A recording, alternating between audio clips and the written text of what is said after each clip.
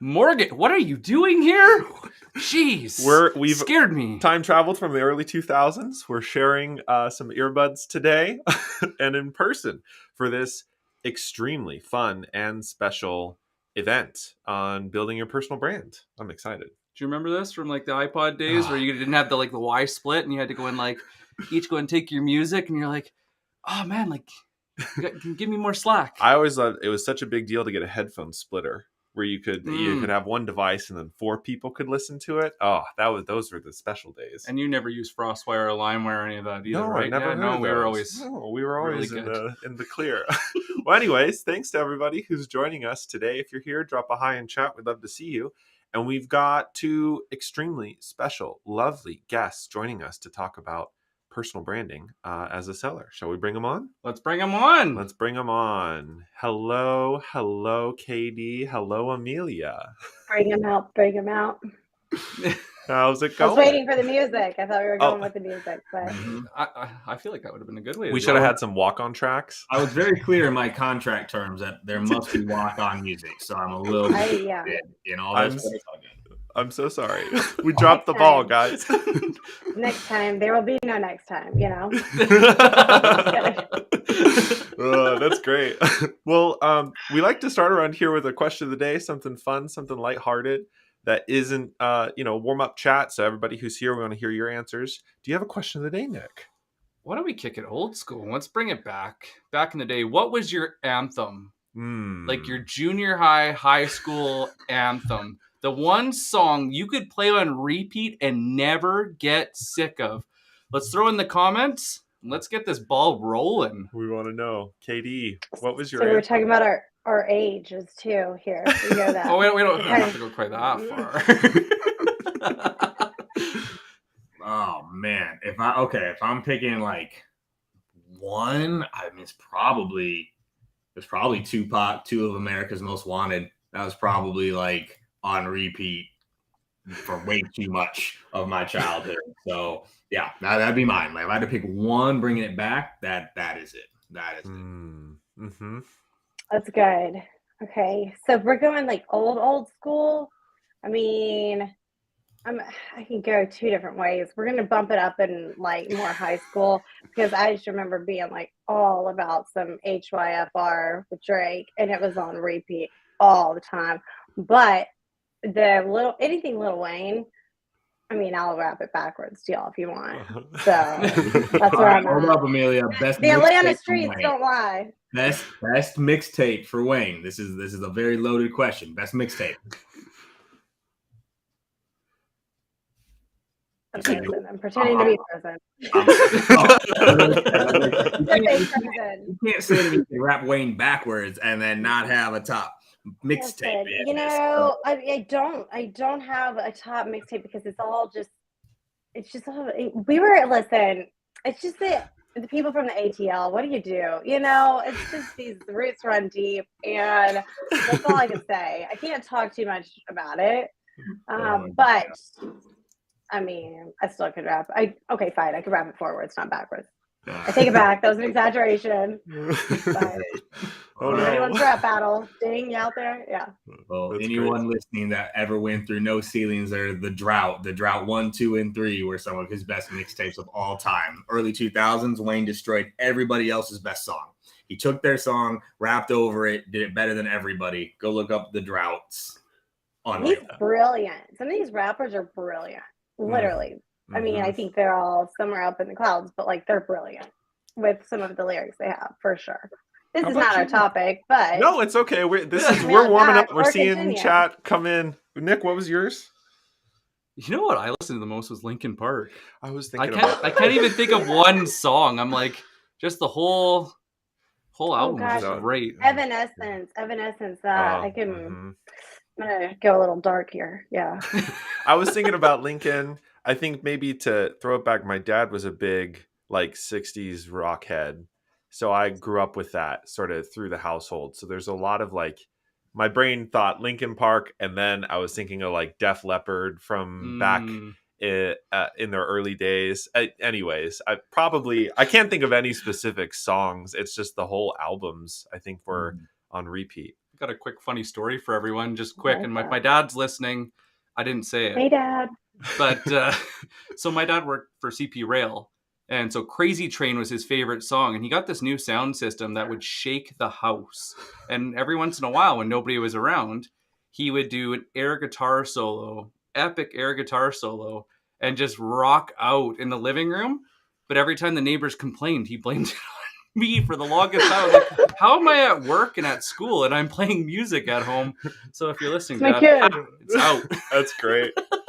Well, Everyone knows. today, just to jump in, we're talking about personal branding, and obviously we want all your hot takes and all the insights that you have from all your journeys. I think the thing I wanted to get a gut check on this, because one of the things we've been thinking about lately is that your personal brand is really about your credibility. And like in all sales, there's always a credibility challenge. You have to be credible in the eyes of the buyer. And the way we've been thinking about it recently is like personal branding, not as some fluffy marketing exercise, but really is like building credibility with the buyers before you reach out to them. So I want to get your gut check on that, and then ask, like, how do you think about your personal brand and investing time into it? Like, what are you looking to get out of all of your quote personal branding efforts? Yeah. I mean, I'll go if you want to go. No, dude, I mean, It's a loaded question. It's a loaded question. I mean, for personal branding, I mean, gut check, sure. Yeah, I'm right there with you. The credibility, I think that absolutely is spot on. I think that falls into a lot of different things. There's the trust factor, right? There's if people are going to look at you as someone, okay, I trust this person. Nobody's going to buy from anybody they don't trust. Like, that's a massive, massive factor. So there's something sketch. Let's move on. But with personal branding, you're kind of the face of that organization, right? You're showing up being somebody who's not just a thought leader or somebody who's bringing all this massive expertise, but you're someone who is putting themselves out there, pushing the limits, admitting when you don't know all the things too, which is a big factor. And people are drawn to those who can say, hey, I don't know all the answers, but I can help you figure it out. Like, I'll help you do so and figure it out together with you. Yeah, I mean, gut check, I'm right there with you with it being the credibility portion. Mm-hmm. I mean, I love that we label it as credibility, but when you start to put it that way, I think it changes how people should be thinking about their brand, right? Mm-hmm. So I'm a VP of sales. Let's say I'm a VP of finance.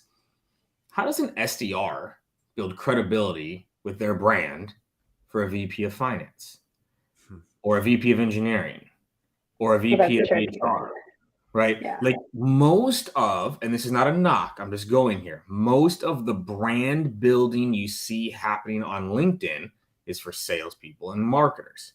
Mm-hmm. Right? Speaking to that. Did I just freeze? Am I frozen? Yep.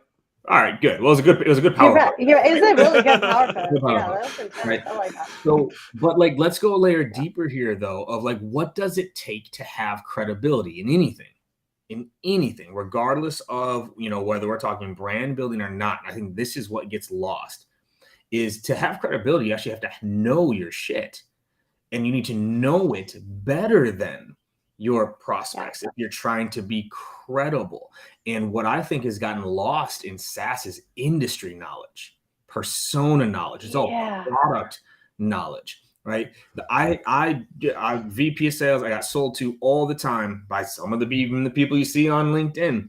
Do you think there was a single AE that could actually talk to me at a level of VP could talk to me in terms of like selling? Like the EQ, IQ has to match. And where did that get lost in all of it? Because we don't teach it, but also then everyone's talking about building a brand, and it's like, well, but for who are you trying to build the brand for? Because we got a lot of people out there building their brands as sales experts, but that's not who they sell to. Are you an expert? Who decided? You're a self-declared expert? Right. Goodness gracious. We see a lot of those, that's for sure. So I think that, like, I agree with credibility to build a brand, but I just think people massively underestimate how much time it takes to become credible in a market. Like if you truly want to be credible in a market to a persona, you need to be studying and researching that person, that persona, that problem for years because they've been working it for years. So the idea that you're going to come in and teach them something when you don't even do the job of the person you're targeting is a little bit silly. A little bit silly. And you've got a script that you're going to read off of that. It's like, oh, shoot, this was for the HR director. Great. And I'm talking to the CRO. Yeah, let's reel that back. Like marketing's guide, their focus is what? The persona, value prop. Let's match those. Great. Then we've got to look at CRO. What are they looking at? Revenue. Great. Match this. It's not hard, but where are the people training the people to know how to do this? Who's coaching the coaches? I think that goes into a lot of this, how you can build that credibility. I think it's a lot of personal growth that you have to pour into yourself and dedication that you have to say and goal setting for you and your own growth. I'm going to do this. I'm going to do this. I'm going to put myself out there and I'm going to ask for help from people who are doing things that I admire and that I am wanting to learn and grow alongside of. I might not be up here. I might not be a VP of sales, but I'll still reach out to KD and be like, hey, can you look at this? I'll reach out to Morgan and hey, can you help me? And look, I'm trying to figure this out. People are more willing to help than you realize when you just put yourself out there. Well said. I think that's credibility too. Well, I think it's even how they get onboarded now. Because like when I first started, I had to go and sell into oil and gas. And this is how much I knew about oil and gas. And so what they said is read what your customer is listening to, or like listen to what your customers are listening to, read what they're reading. And so I found out about this BOE report and I just read it every morning. And my goodness, it didn't take 2 weeks to figure it out. It didn't take a month. It took a lot longer than I cared to admit.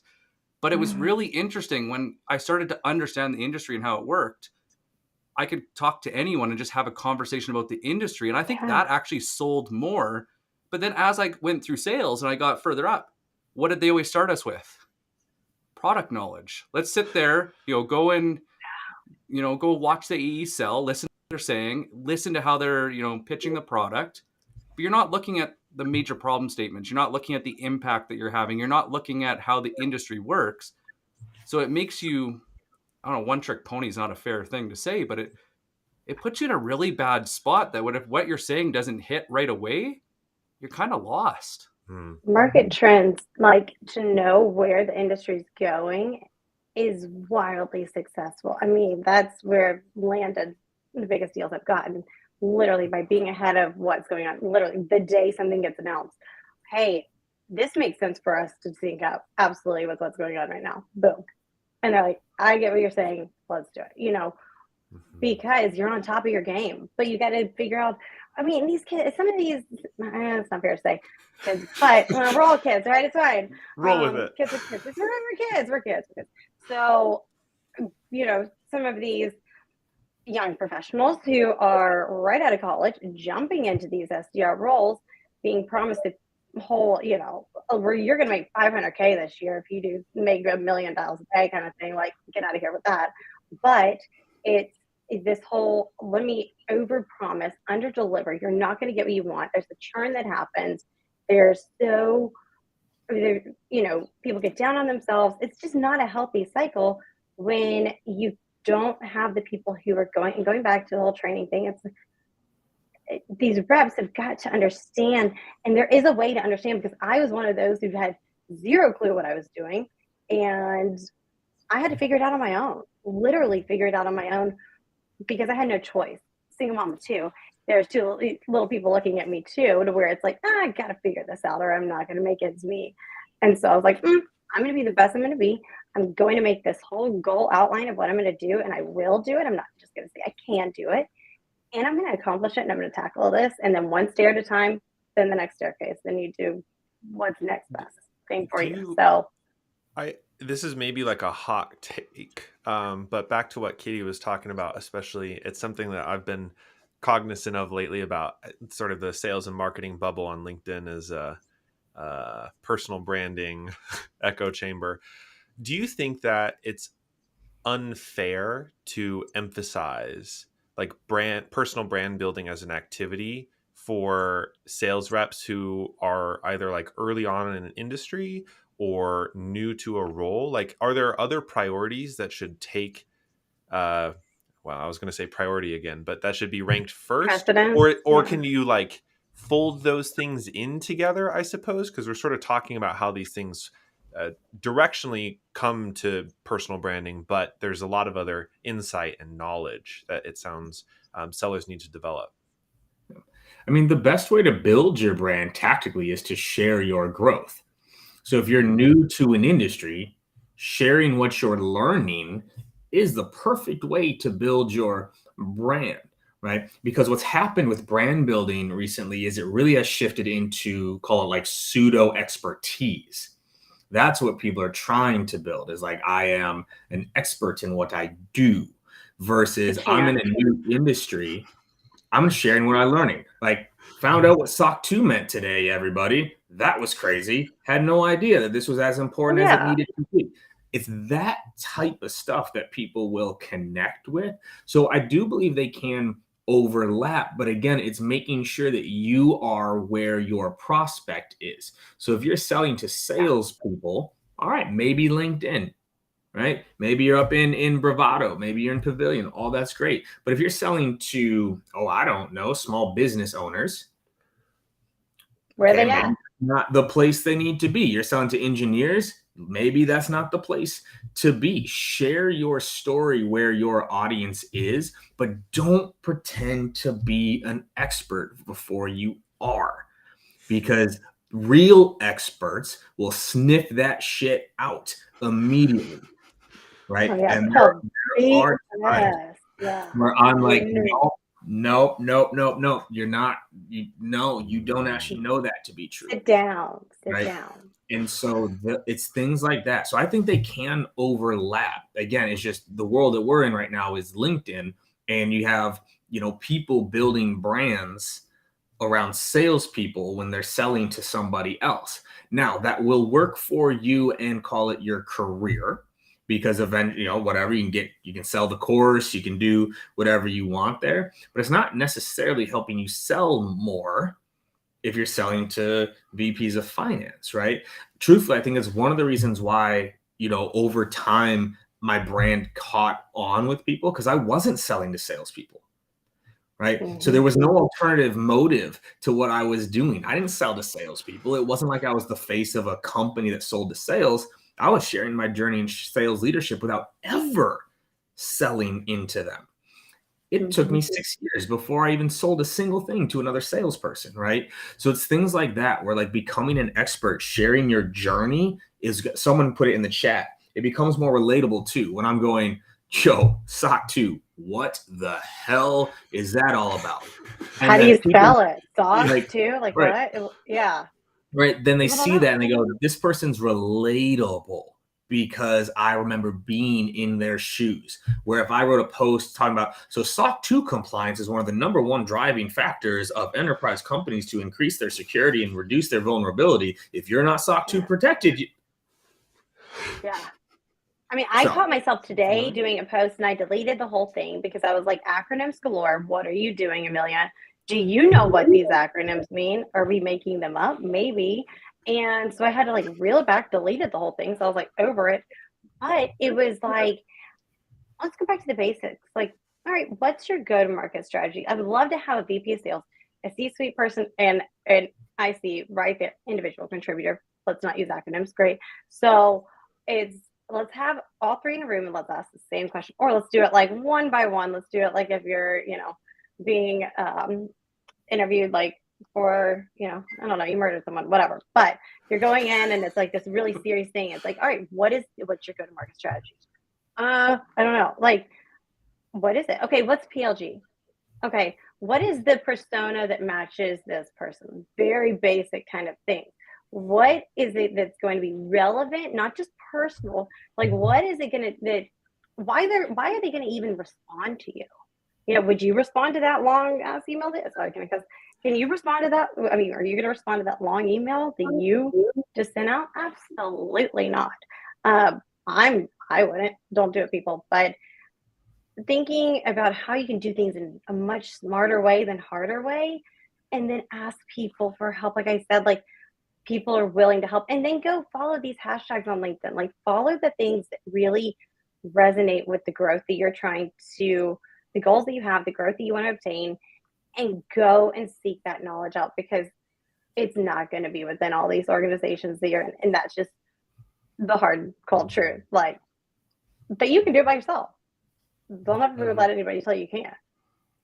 I love how much emphasis both of you are putting on what we've often called like critical insight in at least at our consultancy, because it's just like, why should people pay attention to what you have to say? And like what Katie, you were saying earlier, if you can't articulate something interesting and something that your buyer doesn't know, then you've got work to do to learn more about the industry, to build the context, not just about market trends, but also about the persona you're selling to. And all of that can be wrapped up in a nice, pretty little bow of here's my learning journey, here's my personal brand, and all the rest of it.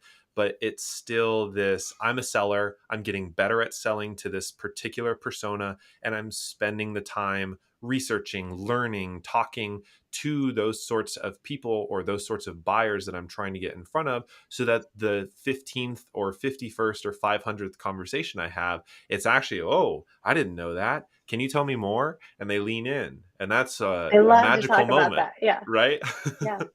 Yeah, for sure.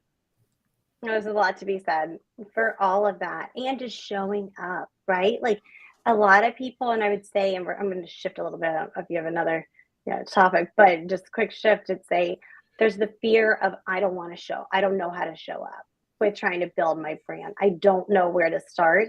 And there's these people who are way up here, and I don't know. No, they're not way up there. They might have a title that's way up there. No one is superior. Then everybody puts their pants on the same way. Everybody falls asleep without a title.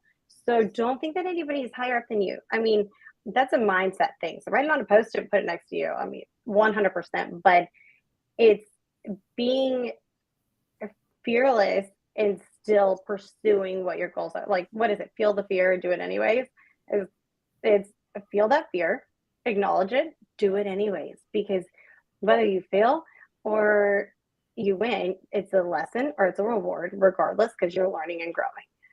So take that for what it is. And if you don't want to just post like all this stuff, at least go find those that you're targeting, your target audience. Like, find those buyers that you know that you can get in with, or even the champions, right? Like, build those really solid relationships.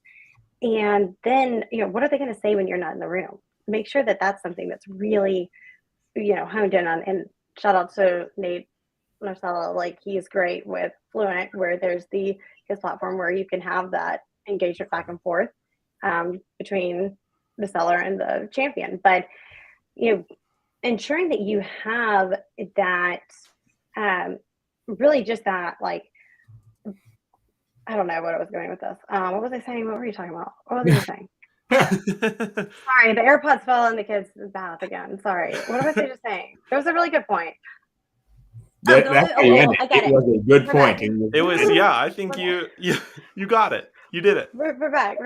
I didn't do it. We did it really fast. So this is my point, is that if you are, if you're showing up with just following the right people, go follow them, show up on what they're posting, go follow who's commenting a lot on their stuff, go follow them, be present, like, just show up. Your name's going to be tossed around, and then bring a little value into the comments. Like, if you're too scared to post, but just start building in some way, shape, or form.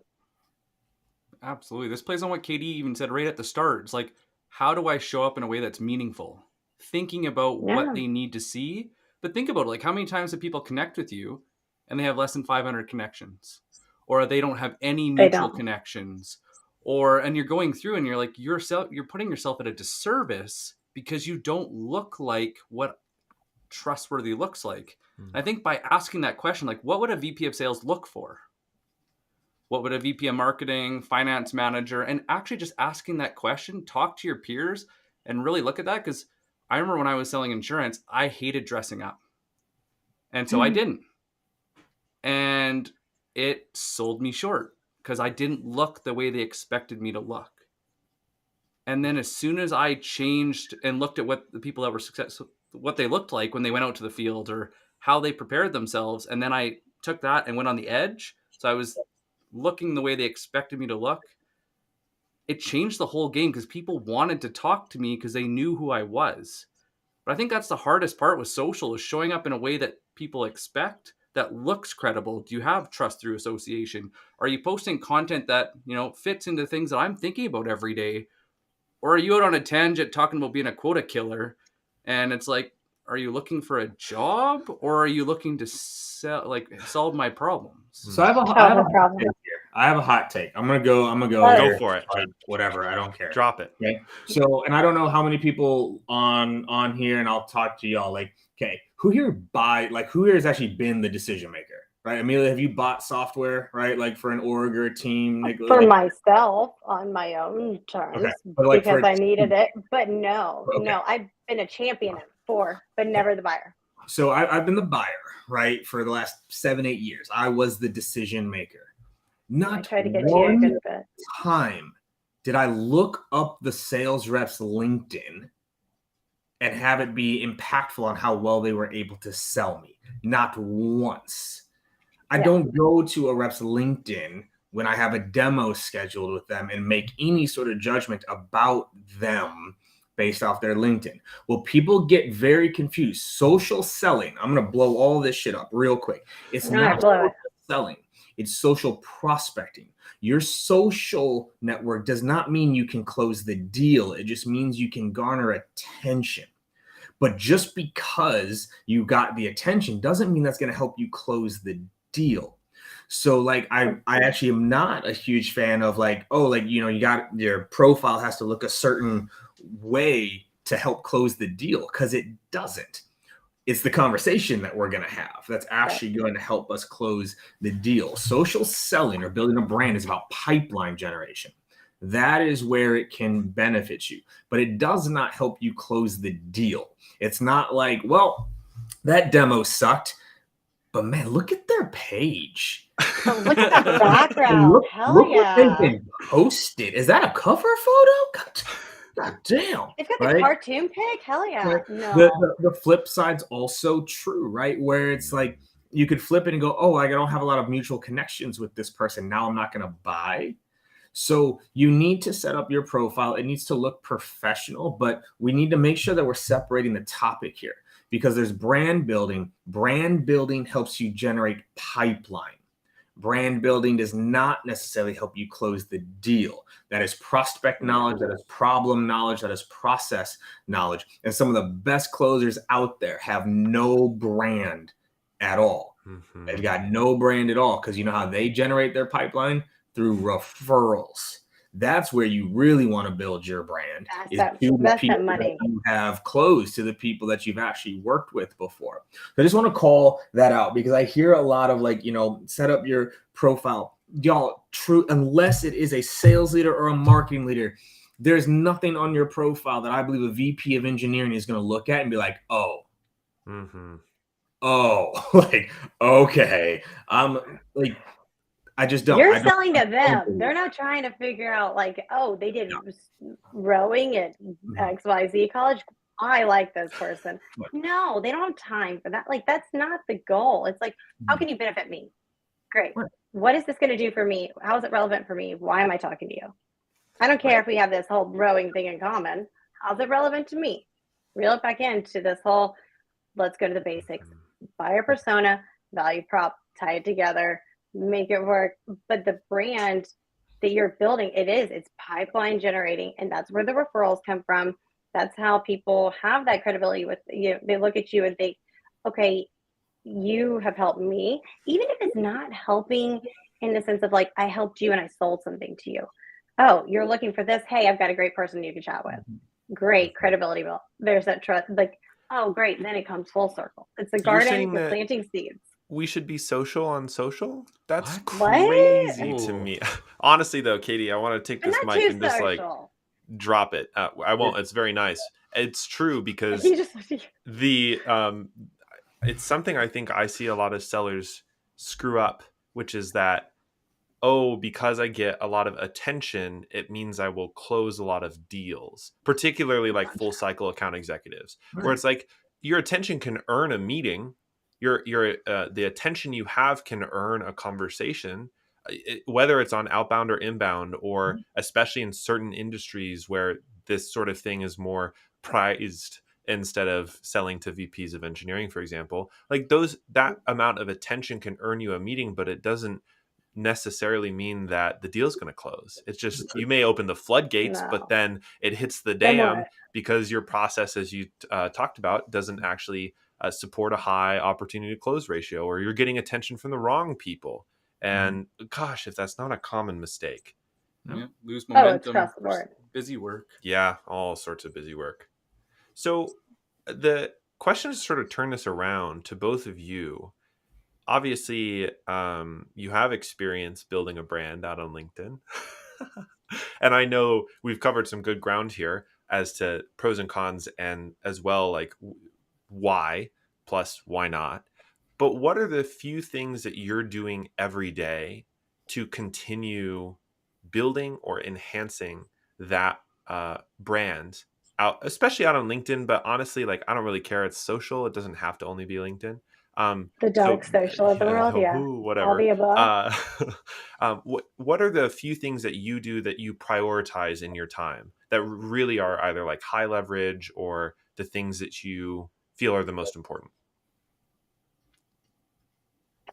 For me, looking at things from not just this instant, right away, all right, I'm gonna have something that I can work with where I can provide insights. I am dictating all the time, and I'm just talking into my phone, into my notes section, to where ideas flow, and I'm like, great, I'm in the shower, but I'm still talking to my phone. It gets every other word kind of thing, so it's kind of like a puzzle for me, which is fun. But having those ideas and not letting them just be dismissed, there's something to be said for that, when you just are like, oh, this is something that either is a little bit off of what, like, I don't totally agree with what this person's saying. I'm not going to go try to start this like argument on LinkedIn, not my style, but I still can bring my thoughts to the table because they're just as valid. I don't care who it may be, but my thoughts are valid, and somebody may be thinking the same exact thing that I am. So I think that that's a lot, because when I first started I didn't know what I was doing. I just thought, okay, there's a better way to sell smarter. There's a better way to reach the people that I want to talk to, and I'm going to be the best version of me. I'm going to take chances by reaching out to people that I don't know if they'll give me the time of day, but they're in a place where I want to be. So if I want to get there, let me get the advice from people who are willing to share that. So really, it's when you look at all of it, it's like, if you are not investing in, it's hard because there's the daily, like, you got to post at this time, and this is the time that's the best for people. Okay, what's your angle? You want as many views as you possibly can get? That's not the brand building that you want to do. Like, the views, all that. No, but it's the people who are engaging because they're in your corner, because they see you as somebody who's really pushing the status quo, that is making moves, who's showing up, sharing failures, not just successes, and saying, here's what I tried. This is my epic fail. And all advice can be heard. Not all advice has to be taken. And so use what's best for you. But here's what's worked for me. And then a challenge of some sort, right? Like, it's like, oh, great. Like 90% of my pipeline right now is through Slack channels. That's not necessarily the norm, but it's where I found the most success, because that's where my buyers live. So figuring that out with realizing, okay, tried and true, a lot of this whole LinkedIn, like, great, that's not where you guys are totally living. There's Slack communities where I should go and be the most present, offering the most help that I can. And I believe it was Sam Jacobs at Pavilion posted something not long ago about the amount of money that is like passed through DMs and whatnot through Slack channels is unbelievable, because there's the credibility built and the trust factor, because it's just a different outreach. It's not the unorthodox way of doing things. So where people think, oh, the voice memos, same thing. People think, okay, you're actually reaching out, like, let's put like a voice to the face, or send a little video, right? Like, there's things to do that are so much easier. But going back to your original question, for me, I am not one that has this all generated big long thing of like, this is what I'm posting. I'm posting about what I feel as though is relevant to me or experience that I'm having at the time or what I'm seeing. And I can take this away from like what Katie shared the other day. He posted something about, the unpopular opinion and, let's be nice. What he said, and I was like so T Swift at the end, and I loved it. But it was like, this is why we can't have nice things. So all day was stuck in my head, side note. So it's why we can't have nice things. So yeah, I mean, it's so true because people just break them because they don't know how to use them in the right way, or it's just for their own personal gain when there's such a bigger play with all of it. How about you, Katie? For me, I think it's just I just pay attention, if that makes sense. Like, so similar to Amelia, I capture ideas. I also use a notes doc of like, oh, that was interesting. Note. Right? Oh, I read something. Note. Had a good conversation with someone. Note. Right? So there's just an endless supply of ideas on what to write for. But the other is like I pay attention. All right. Post blows up. Not my post, someone else's post. Like, I wonder why. What was it about that post that made it work so well?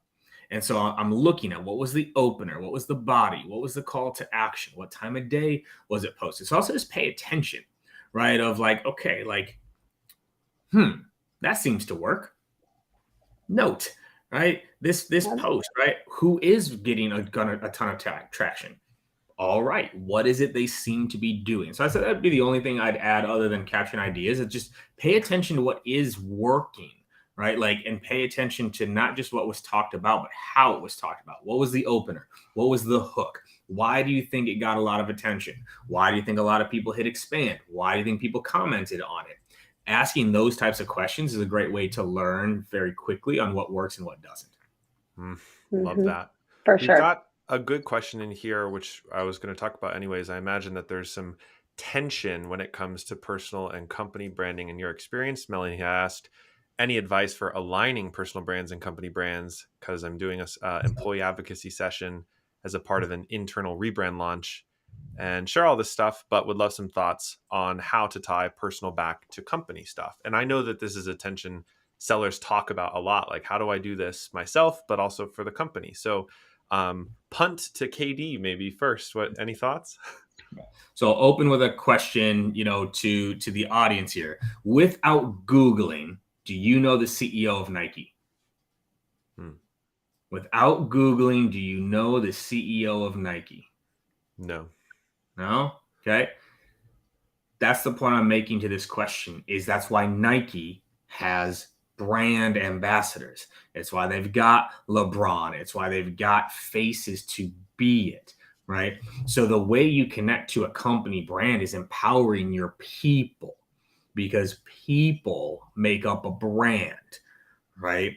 So that's the key to it, is that you empower your people, right? Amplify them. Give them the reason, right? Nick Nikinson, right? So no, it's John. So it's not Phil Knight. That's the founder, John Donahoe, in case anyone's wondering. So John Donahoe. Right. The point here, right, is like the people. The people are what you amplify. That's the connection back to the company, right? But if you force your people to write about your company, right?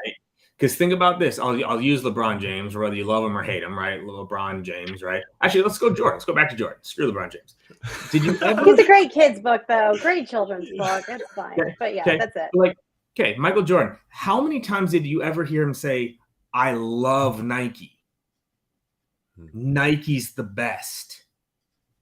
He didn't. He just lived the brand. And that was associated to Nike. So just where I'm going with this is help your people build great brands, be credible, be authentic, be real. That connects back to your company, right? But where a lot of companies go, it's like, oh, we have this content. We want our people to share it. All of you, same time, go. And they wonder why it doesn't work, right? So that's my answer to this, is help your people actually build brands, help them be credible, help them learn how to write copy, how to write social, how to be consistent, encourage it.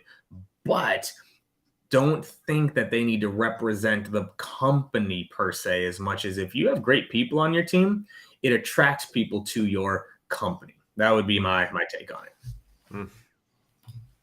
A hot take here. If you're with a company that does not let you build a brand, it's time to go.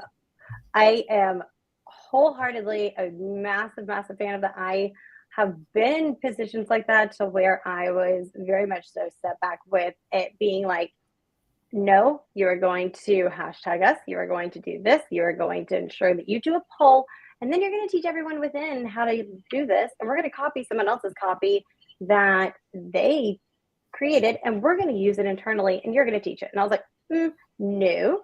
So did I take the liberty upon myself to make other people better? Because there was such a need for it, because literally right then and there when that was said, 18 polls went up. What's the best XYZ tool? And I'm like, no. Stop right now. That's not the way to do it. This is making the whole opposite of what you're trying to do happen. You're making this negative look on the company altogether. Of course, there's the formulas, there's the timing, there's the things to do with the, how to space it out right, like the algorithm, whatever it may be these days. But, I don't think that needs to be honed down as much. It's just doing things the right way with it not being all about the company. Sure, you can tie it back, right? But you don't have to have, and not every post, like make sure it's not every post. You don't have to hashtag the company you're with. But hot take, if there's a company who is limiting your ability to grow and to use, you are a mediocre, if you are a kick-ass, whichever one, whatever.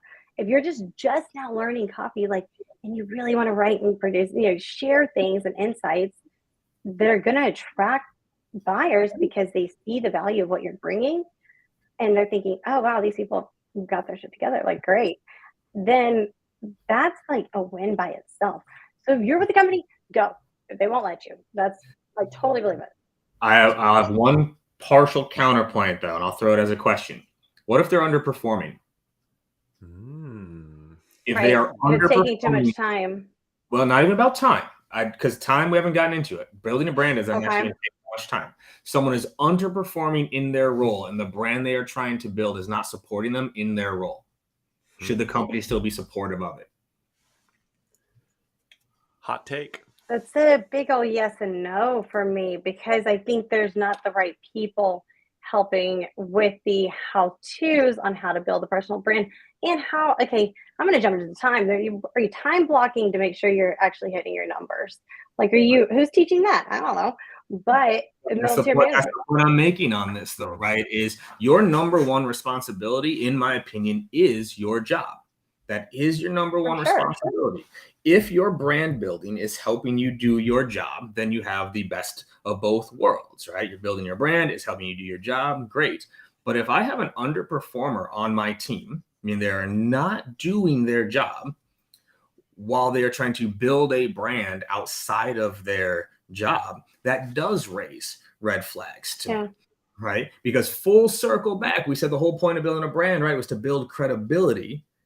But if you're not doing your job well, your credibility is low.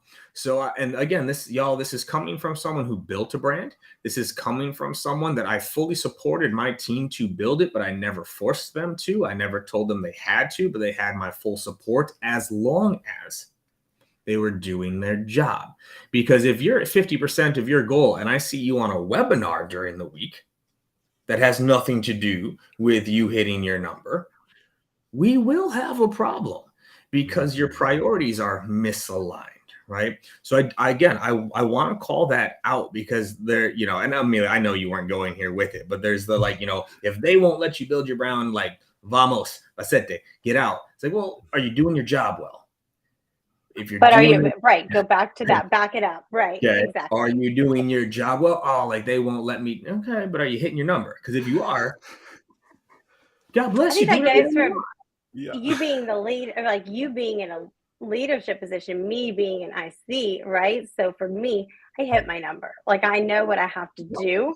And so therefore I've got my time to be able to do things like this, right? Mm-hmm. And I've been wanting to talk to Katie for forever. So duh.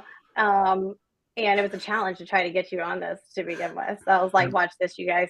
So I was sending him a voice memo real quick on Civilian. So So, well, and I love the question from Melanie here too, because again, this is important, right? We live in America, right? I don't know where everyone else lives, on this webinar. We're in America, right? We've got the right to free speech. The right to free speech. Yeah. That does not mean you're free of repercussions, right? Like, you can say things that can lead to you getting in trouble.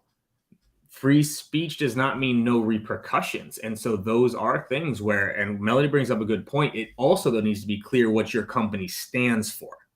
Because if it's not clear what your company stands for, then holding your employees to an invisible bar and agreement does not work, right? No. But again, we got to remember with companies, if, for example, I don't want to use that example. Do it, you won't. Do it. Do it. Like, all right. Fuck. Yeah, all right, whatever. Say my company, right, full is like a staunch, supporter of, Black Lives Matter. Again, just it's a horrible example, but you'll get what I mean. Okay, like we support this, and then an employee goes, I was like, I am against this. Okay, that has nothing to do with brand. That's company misalignment, right? And if as a company you've decided this is how you're going to operate, it has nothing to do with their brand. It has to be there's misalignment in values. Should that person be at the company or not? That's also the right of private entities. Is you run a company, you get to make the decision of how it's going to operate and what it's going to stand for. But that works on both sides, right? Okay. Just because you interviewed them too. Right. Just because a company doesn't support what you believe in doesn't mean they have to change it. They formed that company. You don't have to agree with it. And that is what it is. Right. So that's one where it just needs to be clear what the company stands for. And that comes from the company starting their brand. What does the company stand for? How are they responding to things actually occurring in the world, right? What are the things they support? So that it's clear to, right? Because this is what I talk about with branding all the time. I would say I'm maybe in the 60-40 bucket, probably in the 50-50 bucket. 50% of people like me and my brand, 50% don't. And that is really a good thing. Because I love that. The 50% that don't would never come work for me, which is exactly what I want. Because if you don't align with me, you shouldn't be on my team. Yeah. And that is okay. That's 100% okay. That's also the point of a brand, is it's going to attract the ones it should, but also repel the ones it should, right? Because when people do brands, they try to. If you're trying to please everybody, you will please nobody, because no one can identify with it. Now, to be clear to everyone listening, I am not telling you to go post polarizing shit just to post it, right? Yeah, don't go fight just to fight, y'all. Okay. Stop that. Salespeople that wear hats are unprofessional. Yeah, get out of here, you guys. Don't ever do it.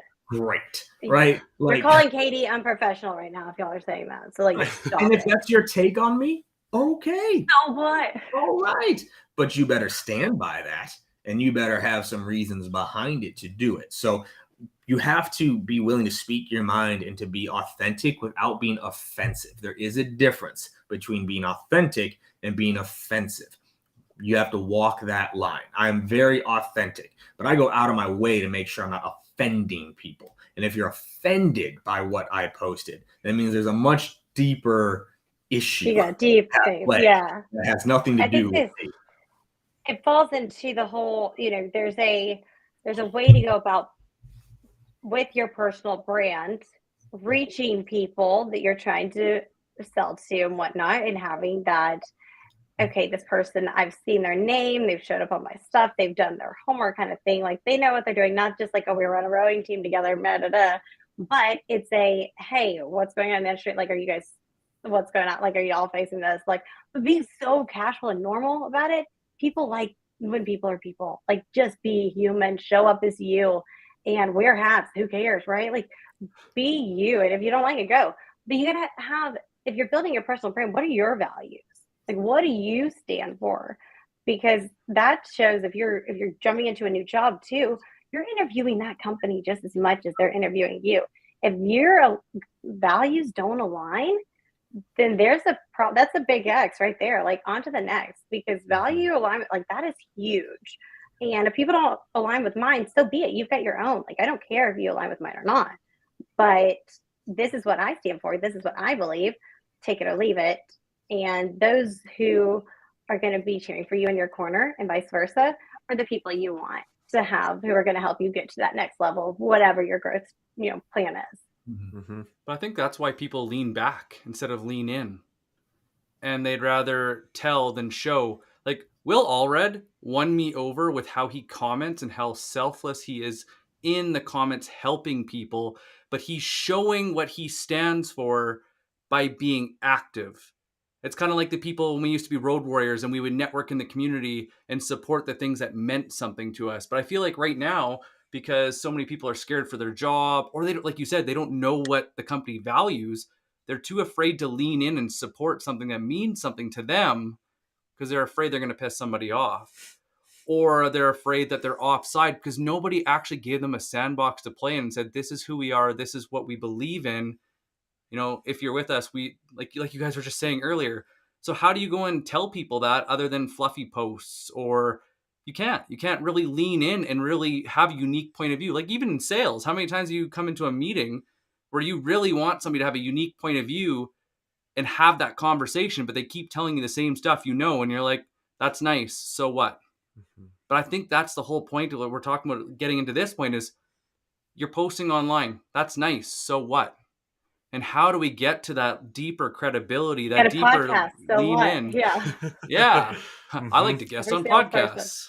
Yeah, exactly. Everyone else. Well, and I just want to affirm, because it's something I think maybe goes underappreciated in overall, like, I don't know, hiring practices, which is that you're building a team, and as a leader, your role is to figure out what you want that team to look like. And I love the affirmation that both of you just offered, which is it's your responsibility to do that up front. If you're have the invisible bar to clear, nobody's going to do it. And then it runs into all of these problems, I think, that we always hear inside organizations of, oh gosh, we're really afraid of our sales team, posting. It's like, well, that's really just a culture shift. That's not like they're probably posting anyways, just on an account you can't. Your competitors find. Are doing it. Your competitors are skyrocketing because their people are having that industry knowledge. So, did you have the business card drive-by? Oh, do you guys remember when you used to, back in the day when we did in-person things, and you got the business card like drive-by, and there'd be the people that'd be like, this is what I do, this is what I do, this is what I do. I go back to social being, that's what's wrong right now, is too many people are trying to business card fly by. And it was, there's always those notes. You're in mail too. Yeah. But think of those people when you used to go to events with like the nodes, you're like, I need to get to know that person, because everybody seems to know that person and they look like they're having fun and they're having great conversations, and it doesn't matter where they go, like there's just always people around them. Why is that? I think like even that too, like the show don't tell and like the networking like I think that's, if we bring that mentality to any digital community, is what is it, like the old saying of, if you want to be people to be interested, be interesting, or at least be interested in them first. Yeah. I said it wrong. I was like, nope, that's not right. Wait. Opposite day. Don't be interesting, be interested. And I think, because I'm gonna have to jump here in a second, I think what we didn't start with was to define what brand means. And I think if we define what brand means, it will help people, right? When I think about your brand is, what are you known for? What are you known for? That is your brand. So if you go to a conference, right, the reason why people would introduce you to things is because you're known for something, right? Oh, someone hears about RevOps, they're like, oh, dude, you got to talk to Amelia. She's known for that, right? You want to go talk about black hats? You got to talk to KD. He's known for that, right? It's like, what are you known for, right? That is, your brand is the reputation that precedes you, right? Your brand is how people describe you when you're not there, right? That's what your brand is. And it's making sure that you're living by that brand, because also you'll get snuffed out, right? And people can tell when it's not real, especially once they meet you, right? I can't tell you how often when I meet people in person, they're like, dude, you're the same. Like, you're exactly You're like, well, no shit. I'm like, right, you're exactly who I hope so. To be. Right. But again, the fact that is the response means people know most people are not being authentic. right? We know social media is only the good and not the bad, which is also why I share the bad. We know people like pump things up, right? But your brand is, what are you known for? And so every time you're writing, what will this help me be known for? Every time you're on a webinar, every time you're engaging, every time you're speaking, every time you're commenting, it's like, what am I known for? And is this supporting that version of my brand that I'm trying to create? And that is how branding works. If you think about any major brand, they're known for something, right? That's what separates them from everybody else, right? If you compare like a Nike to a Reebok, you compare a Reebok to a Fila, you compare a Fila to a Prada, compare a Prada to there's a different, you're known for something, right? Yeah. So for everyone listening, I want that to be the takeaway of like, what are you known for? That's your brand. And you have to define that first before you can ever try to build a brand. Too many people are trying to build brands without thinking about what I want to be known for. That's where it starts. Then you build your brand. Because to one of the first questions you asked, which is why. No one, everyone asks how. No one ever asked why. Why I built a brand. Very simple. I wanted access to people. I wanted access to people smarter than me. And I wanted people to want to work for me. That was why I built a brand. And that is then what garnered what I posted about and how I wrote and what I did things around it, because I wanted access to people, right? And so now I have access to people. I need a question answered. I got access to people, right? Never have to hire a recruiter again, because what I'm known for, right? I can do all that. And so I just want everyone to take that to heart as we wrap. I do have to jump here because I'm known as a coach and trainer, so I got to step into a training. He's got to go do work, apparently. Wait, what? You what? And all that. So I appreciate y'all. Thank you so much for having me. Thanks, everyone, for joining this awesome Thanks, session. y'all. It's been great. And what a mic drop ending. Yep. Thank you very much. Later, y'all.